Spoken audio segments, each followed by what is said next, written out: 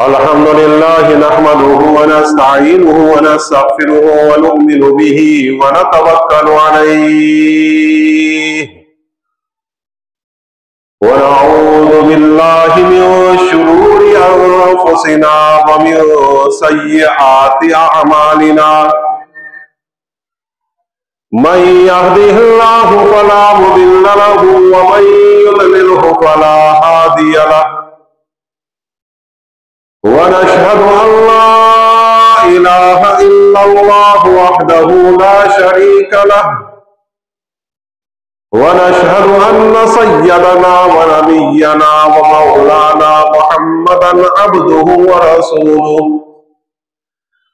अम्मा बअदु फअऊज़ु बिल्लाहि मिनश शैतानिर रजीम बिस्मिल्लाहिर रहमानिर रहीम वमा कान अल्लाहु मुअद्दिबहुम व हुम यस्तगफिरून। अल्लाह ताला कुरान पाक में इरशाद फरमाता है कि अल्लाह ऐसा नहीं है कि वो इस्तग़फ़ार पढ़े, वो तौबा करे, वो माफी चाहे और उनको आजाब दे।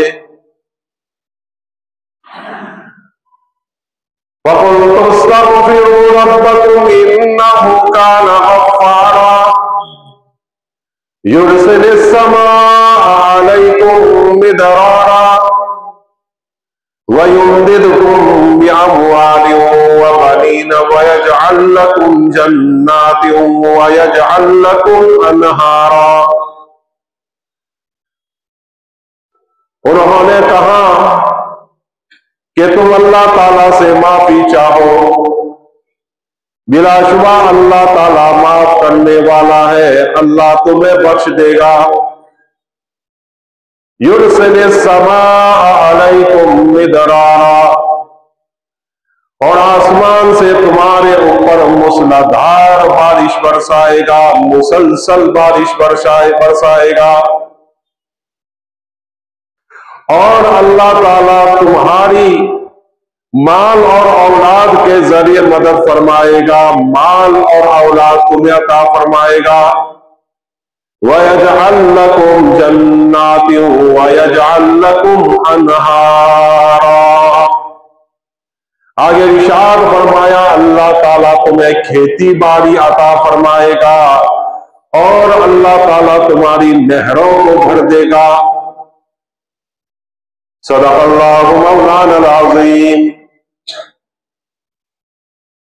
मोहतरम भाइयों, दोस्तों, बुजुर्गों,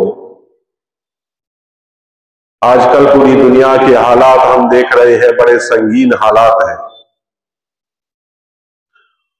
दुनिया बड़ी कस्म कुर्सी में जिंदगी गुजार रही है और दिन ब दिन हालात अबतर से अबतर और बुरे से बुरे होते जा रहे हैं। खास करके हमारे हिंदुस्तान के हालात हमारे सामने हैं। आए दिन कोई परेशानी, आए दिन कोई तकलीफ, आए दिन कोई मुसीबत, आए दिन किसी किस्म का हमला वगैरह होता रहता है। कहीं किसी का घर टूटा, कहीं किसी का कारोबार टूटा, कहीं किसी मुसलमान की जान गई, कहीं मुसलमान पर हमला, तो कहीं इस्लाम पर हमला, तो कहीं ईमान पर हमला। ये रोजाना की बात है। माशरे के हालात बदतर से बदतर होते जा रहे हैं, लेकिन आज मुसलमान बेदार होने के लिए तैयार नहीं, मुसलमान सोचने के लिए तैयार नहीं कि यह हालात क्यों कर है, आखिर इन हालात से हमें क्यों वास्ता पड़ रहा है,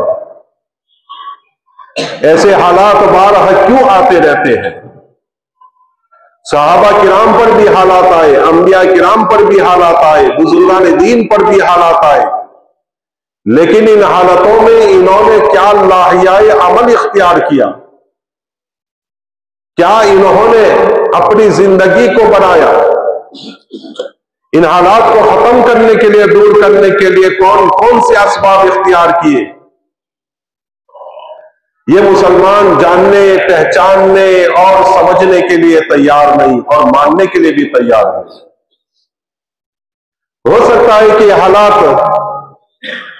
अल्लाह ताला ने हमें इसलिए भेजे हो कि मुसलमान बेदार हो जाए, कि गफलत में सोए हो उठ जाओ, नींद में हो उठ जाओ। हो सकता है कि अल्लाह ताला ने हमारे ईमान को मजबूत और कामिल और मुकम्मल करने के लिए हालात भेजे हो, कि एक मुसलमान की हालात मजबूत हो जाए, एक मुसलमान का ईमान मजबूत हो जाए, कि मुसलमान का ईमान पक्का हो जाए, कामिल ईमान वाला बन जाए। हो सकता है कि इसलिए हालात भेजे हो। अजीब और गरीब हालात से मुसलमान गुजर रहे हैं। बारहा हमले होते हैं, लेकिन मुसलमान अपने आप को बदलने के लिए तैयार नहीं होता। जब तक मुसलमान अपने आप को बदलेगा नहीं और बदलने की कोशिश नहीं करेगा, तब तक मुसलमानों के हालात बदलने वाले नहीं है। ये अल्लाह ताला की कुदरत है और अल्लाह ताला का निजाम है। बहरहाल इन हालातों में से कैसे निकला जाए, उसके लिए बहुत सारे असबाब हमारे बुजुर्गान दीन बयान फरमाते हैं। हमारे बड़े उलमाए किराम इसका बड़ी फिक्र फरमाते हैं और हमें आए दीन तौर तरीक बताते हैं कि क्या कौन कौन से असबाब इख्तियार करेंगे, क्या क्या करेंगे आप इन हालात से निकलेंगे। उसमें से एक यह है कि अपने आप की माफी मांगे, अल्लाह ताला से माफी चाहे, अपने गुनाहों की, अपने जुर्मों की माफी मांगे। इन असबाबों में से एक सबब यह भी है और यह बहुत बड़ा सबब है कि आदमी माफी मांगे और अल्लाह ताला से मदद चाहे, गिर गिरा कर अल्लाह से माफी मांगे, अल्लाह से तौबा करे, अल्लाह को मनाने की कोशिश करे और दिल से भी माफी मांगे और जबान से भी माफी मांगे। ऐसा नहीं कि जबान से कहता रहे कि अल्लाह मुझे माफ कर दे, मैं बड़ा गुनहगार हूं, लेकिन यहां मस्जिद से बाहर हुए कि जो का तू जैसा चल रहा था वैसा वही रफ्तार बेढंगी जो पहले थी आज भी। ऐसा नहीं होना चाहिए। आदमी अपने बदन से भी माफी मांगे और अपनी जबान से भी अल्लाह ताला से माफी मांगे और सच्ची पक्की तौबा करे, फिर अल्लाह ताला की मदद देखें कैसे मुतवज्जह होती है। और यह भी देखा गया है कि जब हालात आते हैं तो मुसलमान संभल जाते हैं, मुसलमान दीन की तरफ, अल्लाह की तरफ मुतवज्जह होते हैं, मस्जिदों की तरफ दौड़ने लग जाते हैं। कल के मुकाबले में आज देखें, पहले के मुकाबले में आज देखें कि मस्जिदों में नमाजें पढ़ने वाले बढ़ गए हैं, दीन के रास्ते में चलने वाले बढ़ गए हैं, अल्लाह के रास्ते में चलने वाले बढ़ गए हैं। वजह इसकी यह है कि हालात जब आते हैं तो मुसलमान अल्लाह की तरफ मुतवज्जह होते हैं और अल्लाह ताला हालात भी इसलिए देता है कि ताकि मुसलमान मेरी तरफ मुतवज्जह हो। एक बहुत बड़ा कॉन्ट्रैक्टर था, इसने कई मंजिला एक बिल्डिंग रखी बनाने के लिए और वो शाम को एक दो दिन के बाद जो काम हुआ उसको देखने के लिए आया करता था। एक मर्तबा वो आया, पहला मंजिला देखा, दूसरे पर चढ़ा, दूसरा देखा, तीसरा, चौथा, पांचवा, छठा, 25-30 मंजिले पर चढ़ गया। ऊपर उसको ख्याल आया कि नीचे से फावड़ा ऊपर लाना चाहिए, तो इसने नीचे आवाज दी जो अपना मजदूर था, लेकिन चूंकि ऊंचाई के ऊपर था सुनाई नहीं दे रहा था, तो उस आदमी ने क्या किया कि 1 रुपया डाला, रुपया इधर उधर गिरा और जो मजदूर था वो समझा कि ये किसी का गिरा होगा या अल्लाह की तरफ से है, उसने लेकर जेब में रख दिया। फिर उसने जब देखा कि तो सामने नहीं देख रहा है, तो उसने 5 रुपए डाले, 10 रुपए डाले, 100 की नोट डाली कि कम से कम ऊपर तो देखे, 500 की नोट डाली, 1000 की नोट डाली, 2000 की नोट डाली। इस तरह वो डालता गया और वो जो मजदूर था वो लेता गया, जेब में डालता गया। जब देखा कि पैसों से काम नहीं बनना है, इतने पैसे डालने के बाद वो मेरी तरफ मुतवज्जह नहीं होता है, तो इसने एक कंकर उठाया और ऊपर से उसने कंकड़ी डाली, वो सीधी उसके पीठ पर पड़ी, उसने ऊपर देखा तो उस कॉन्ट्रैक्टर ने कहा कि ऊपर आओ, फावड़ा लेकर ऊपर आओ।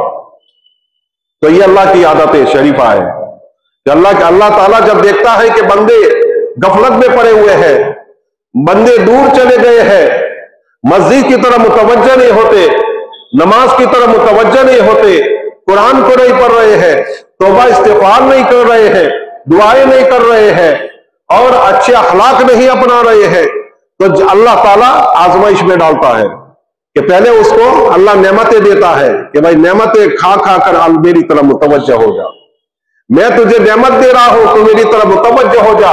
जब नेमतें देने के बाद भी बंदा मुतवज्जह नहीं होता तो फिर अल्लाह कोई मुसीबत, कोई तकलीफ, कोई बीमारी भेज देता है ताकि वो अल्लाह की तरफ मुतवज्जह हो जाए।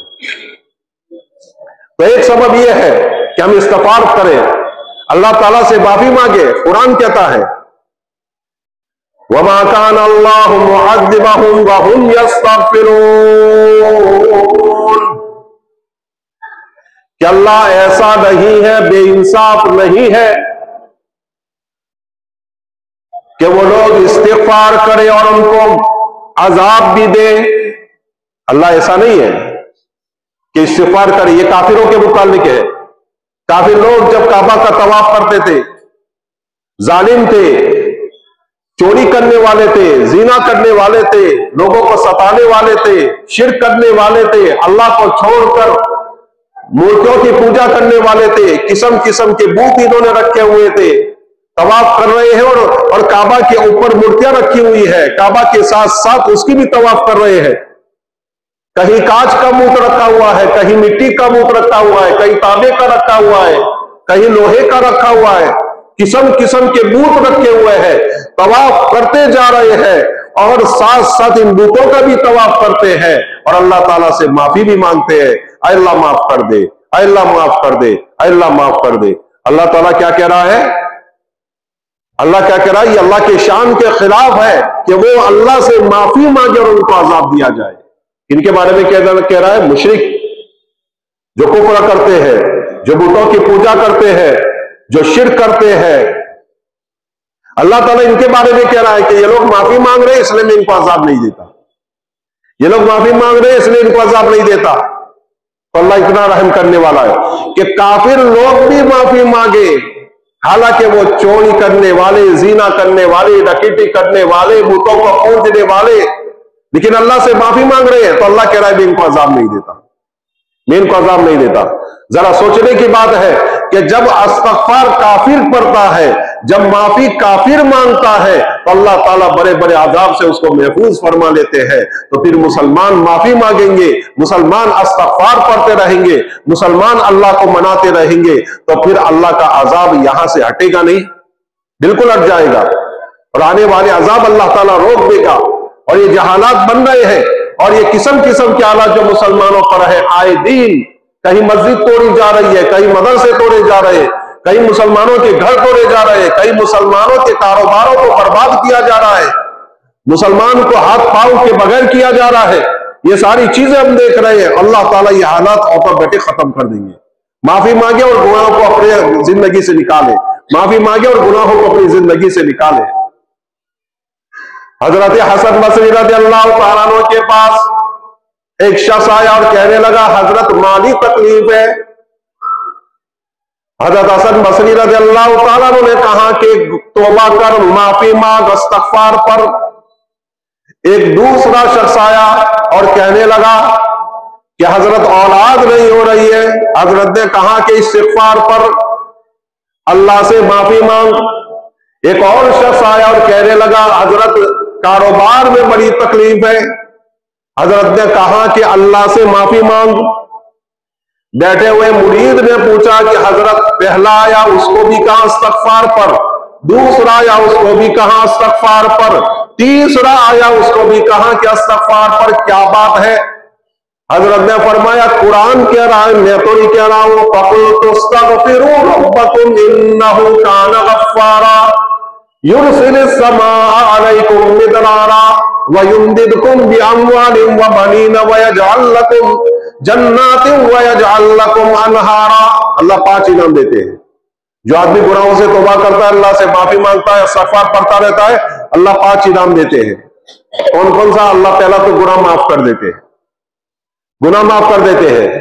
नंबर 2, अल्लाह ताला आसमान से बारिश बरसाता है, बरकतों की, पानी की। जो कमियां हैं अल्लाह पूरी कर देता है, जो कमियां हैं वो अल्लाह पूरी कर देता है। अल्लाह माल अता फरमाता है, अल्लाह औलाद में बरकत डाल देता है, औलाद अता फरमाता है। अल्लाह ताला उसकी खेती बाड़ी यानी कारोबार वगैरह को अल्लाह ताला दुरुस्त कर देता है, ठीक कर देता है। कारोबार अल्लाह ताला उसका बहुत चलाता है, इसकी इनकम बढ़ जाती है। और अल्लाह नहरों को भर देता है, नहरों को भर देता है, यानी खुशहाली अल्लाह ताला अता फरमाता है। ये है। तो हमें चाहिए कि अल्लाह ताला से सबसे पहला असबाब इख्तियार करें। ये हालात को खत्म करने हैं तो सबसे पहला सबब है अल्लाह ताला से माफी मांगे। हज़रत हसन बसरी रज़ियल्लाहु तआला का एक वाक़या मशहूर है कि बसरा के अंदर हज्जाज बिन यूसुफ बड़ा बदबख्त आदमी था। इसने कई सहाबा को और कई ताबीन को इसने कत्ल किया, शहीद किया।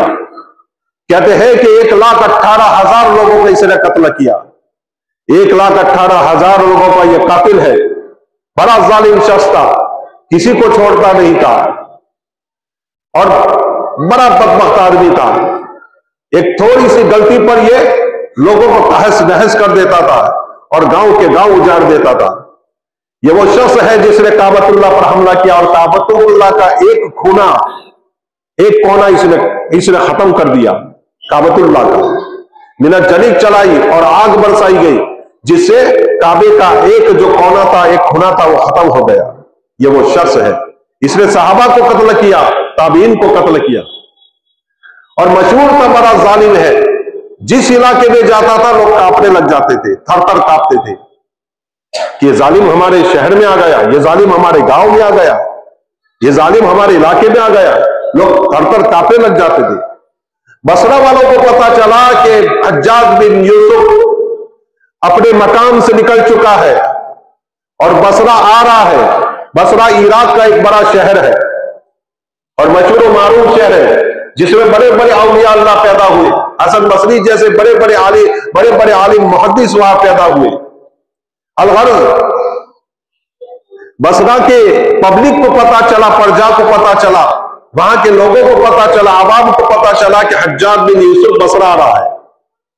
लोग घबरा गए, लोग परेशान हो गए कि जालिम इस तरफ आ रहा है, पता नहीं क्या हालात पैदा करे, पता नहीं किसको कत्ल करे। सब लोग मिलकर हसन बसरी रहमतुल्लाह अलैह के पास गए। यह भी एक तरीका है कि जब हालात आए तो अल्लाह वालों के पास जाना चाहिए। एक जमात बनाकर अल्लाह वालों के पास जाए कि हमारे शहर में ये हालात है, हमारे शहर के ऐसे हालात है, आप दुआ फरमाएं। उनसे पूछे हम किस तरह जिंदगी गुजारे, ऐसे हालात में हम क्या असबाब इख्तियार करें। यह तरीका है। तो ये आवाम, ये प्रजा जो बसरा की थी, ये पब्लिक जो बसरा की थी, हजरत हसन बसरी रहमतुल्लाह अलैह के खिदमत में हाजिर हुए और अर्ज करने लगे कि हजरत हज्जाज बिन यूसुफ आ रहा है, हमारा जी चाहता है, हम चाहते हैं कि हम उसका मुकाबला करें। तो हजरत ने कहा कि मुकाबला करके क्या करोगे?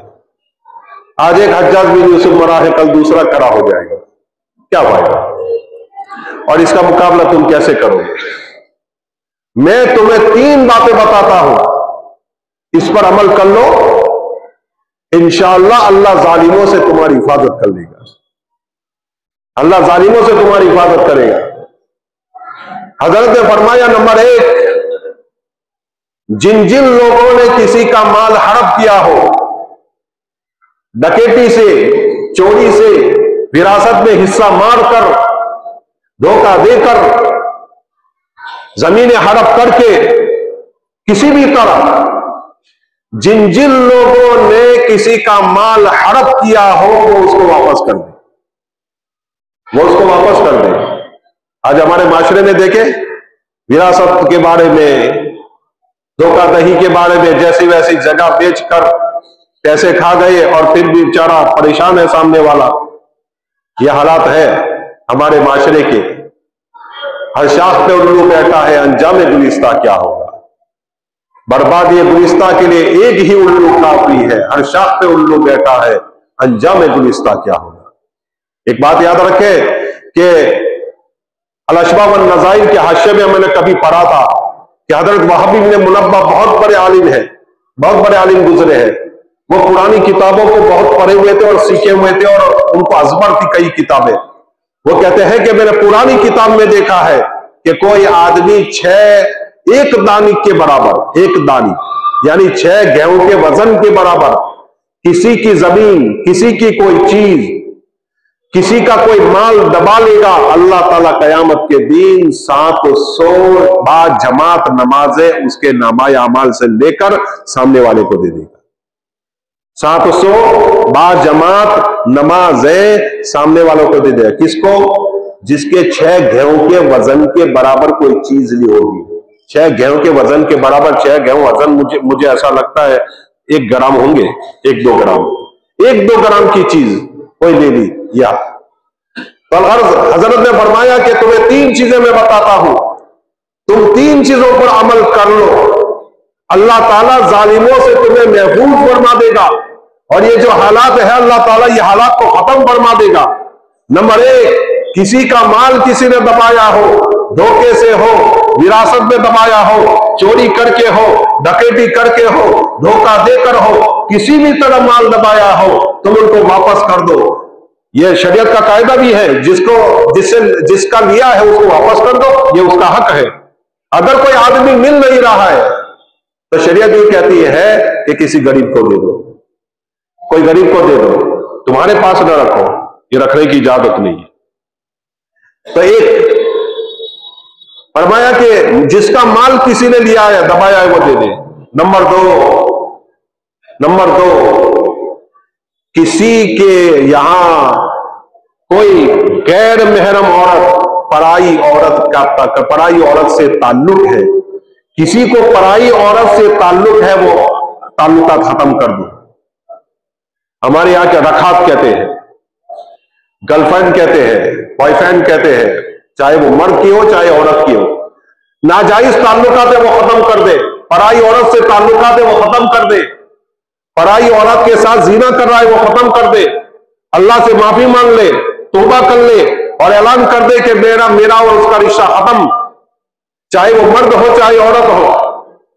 2 नंबर 3 फरमाया कि किबले की तरफ बैठ कर कुरान पढ़ो, मस्जिद में जाओ और किबले की तरफ बैठकर कुरान पढ़ो। इन 3 चीजों पर अमल करो, अल्लाह ताला इस जालिम को तुम्हारे शहर में दाखिल नहीं होने देगा और ये हालात जो बन रहे वो खत्म कर देगा।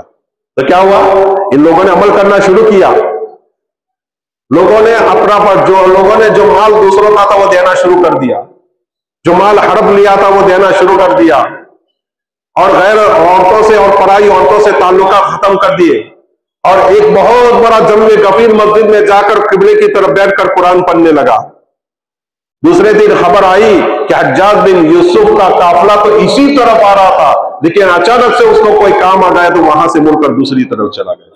यह है तो जितने भी हालात है, इन हालात को मद्देनजर रखते हुए हमारे बुजुर्गान दीन की जो ये नसीहत है उस पर अगर हम अमल करेंगे तो इंशाअल्लाह ये जितने भी हालात हमारे शहर में, हमारे मुल्क में और पूरी दुनिया में जो चल रहे हैं और रक्स कर रहे हैं, इंशाअल्लाह ये सारे के सारे हालात खत्म होंगे, ये सारे के सारे हालात खत्म होंगे और अल्लाह खुशहाली वाली, अजमत वाली, इज्जत वाली, बरकत वाली, रहमत वाली अल्लाह ताला हमें जिंदगियां नसीब फरमाएगा और इंशाअल्लाह इस्लाम का बोलबाला होगा। मुसलमानों को अल्लाह सुरखरुई नसीब फरमाएगा और मुसलमानों को अल्लाह ताला शान और शौकत इंशाअल्लाह अता फरमाएगा। लेकिन बुजुर्गान दीन ने जो हमें अमाल बताए और जो असबाब इख्तियार करने को कहा, उन असबाब को हमें इख्तियार करना पड़ेगा। अल्लाह ताला कहीं उन बातों पर अमल करने